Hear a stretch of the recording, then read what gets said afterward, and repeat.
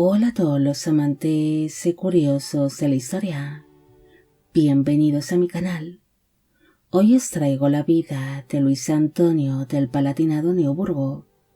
Él fue un príncipe alemán que llegó a ser gran maestre de la Orden de los Caballeros Teutónicos y príncipe obispo de Worms.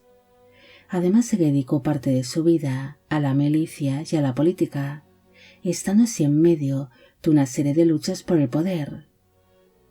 Esta biografía es realizada por petición de Marc Facundo Manuel Mesere, el Magnánimo 1825, Franco Gallo y Andrea Díaz.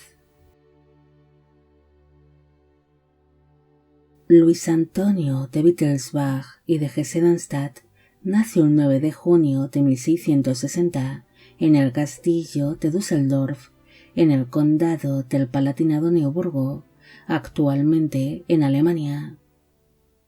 Fue hijo del elector Felipe Guillermo del Palatinado-Neuburgo y de la segunda esposa de este, la electora Isabel Amalia de Hesse-Darmstadt.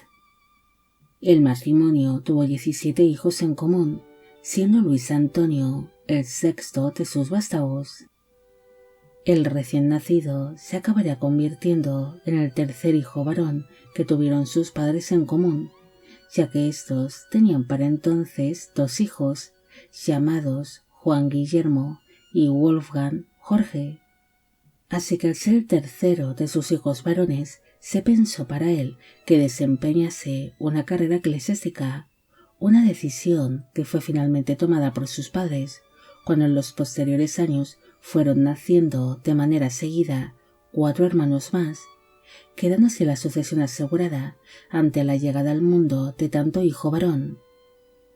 Cuando se produjo su nacimiento, sus padres aún no ejercían como electores del Palatinado, sino en ese momento tan solo condes palatinos de Neuburgo. El niño creció junto a sus hermanos en la corte que sus padres poseían en la ciudad de Düsseldorf, y como era de esperar, recibió una estricta educación católica para que en un futuro pudiese alcanzar un alto cargo dentro de la Iglesia Católica, estando su formación centrada en idiomas, derecho canónico, administración, diplomacia, ciencias políticas y teología, siendo su educación supervisada en todo momento por su madre y por destacados eclesiásticos que se convirtieron en sus tutores, los cuales le inculcaron una firmeza moral y un gran sentido del deber, debido a que se convertía en el representante de su familia ante los asuntos de la Iglesia Católica. Su familia era una de las tantas ramas que descendía de la casa Wittelsbach, y a diferencia de otras ramas, los Palatinado-Neuburgo eran católicos, algo que ocasionó que estuviesen enfrentados con otros parientes y ramas protestantes. Por esa razón, sus padres querían que sus vástagos llegasen a alcanzar destacados puestos dentro de la Iglesia Católica y que lograsen estos ejercer una gran influencia sobre la misma, destinando casi todos sus hijos varones a que formasen parte del clero. Desde su más tierna infancia, a Luis Antonio se le fue entregada una serie de puestos como canónigo de distintas catedrales alemanas, francesas y neerlandesas, como la de Colonia, Maguncia, Estrasburgo, Espira, Münster y Lieja. Pero ante su minoría de edad no pudo desempeñar tales cargos, siendo así sustituido por otros eclesiásticos que realizarían sus labores mientras tanto, aunque sí se llevaría las cuantiosas rentas que le proporcionaban tales cargos. Mientras iba recibiendo tales nombramientos, la educación de Luis Antonio quedó bajo las manos de distintos eclesiásticos, recibiendo así clases por parte de diferentes miembros de la Orden Hospitalaria de San Juan de Dios y de distintos jesuitas. En el mismo año en el que fue nombrado como canónigo de Espira, también recibió el cargo de abad de la abadía de Vicamp, teniendo para entonces tan solo 14 años de edad en ese momento, pero ante su corta edad fue sustituido por un obispo francés que se ocuparía de la administración de dicha abadía. En el año 1679, Luis Antonio fue nombrado como caballero de la Orden Teutónica, teniendo para entonces 19 años de edad, formando así parte de la misma orden que su hermano mayor, Wolfgang Jorge, quien era coadjutor, un cargo que le reconocía como el posible sucesor del gran maestre Juan Gaspar de Appringen. En el año 1683, la vida de Luis Antonio acabaría dando un giro inesperado. Su hermano Wolfgang Jorge acabaría falleciendo a causa de unos problemas de salud, recibiendo así Luis Antonio el cargo de su fallecido hermano dentro de dicha orden, y al obtener tal puesto como coadjutor, tuvo que participar en la batalla de Kahlenberg junto a otros caballeros teutónicos para ayudar a la ciudad de Viena del ataque otomano, mostrándose el príncipe una gran valentía en el campo de batalla. Su cuñado, el emperador Leopoldo I del Sacro Imperio Romano Germánico, quien se encontraba casado con la hermana mayor del príncipe, la emperatriz Leonor Magdalena del Palatinado Neoburgo, reconoció públicamente la valentía de Luis Antonio y le nombró como mariscal de campo. Unos meses después de esto, el gran maestre de su orden, Juan Gaspar de Appringen, falleció, convirtiéndose así el príncipe en el nuevo gran maestre de la Orden de los Caballeros Teutónicos, teniendo para entonces 24 años de edad. Como jefe supremo de aquella orden religiosa y militar, Luis Antonio siguió participando en distintos conflictos contra los otomanos, hasta que finalmente acabó siendo gravemente herido en el año 1686 durante la batalla de Buda, algo que le acabaría apartando de los campos de batalla por algunos años. Mientras se recuperaba de sus graves lesiones, Luis Antonio se centró en los asuntos religiosos y en la política, mirando siempre por los intereses del Sacro Imperio Romano Germánico. En el año 1688, el rey Luis XIV de Francia intentó colocar al cardenal Guillermo Egon de Fürstenberg-Heidelberg, que era uno de los arzobispos de mayor confianza del monarca francés, como sucesor del fallecido arzobispo elector de Colonia, Maximiliano Enrique de Baviera. Pero Luis Antonio no estaba dispuesto a que la corona francesa empezase a interferir en la política del Sacro Imperio Romano Germánico. Así que un día antes de celebrarse la elección de dicho cardenal, el príncipe logró ser nombrado como subdiácono para poder votar durante aquella elección. Así que gracias a los votos de Luis Antonio y de su hermano pequeño, Francisco Luis, que era canónigo de la Catedral de Colonia, lograron que el cardenal de Luis XIV no lograse ser nombrado como el nuevo arzobispo elector de Colonia, siendo finalmente elegido para tal cargo el príncipe José Clemente de Baviera.